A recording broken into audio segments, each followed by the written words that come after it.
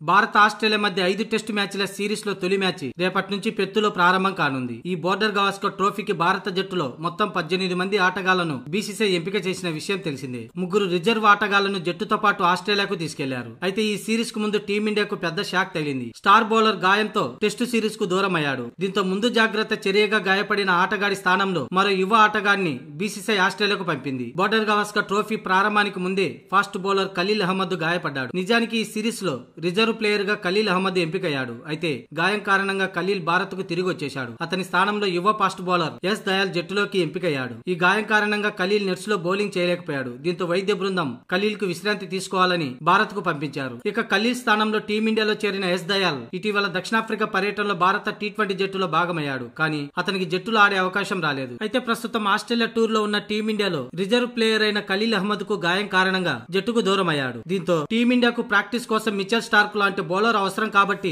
Yes Dayal ను జట్టులోకి తీసుకున్నామని బీసీసీఐ వర్గాలు తెలిపాయి.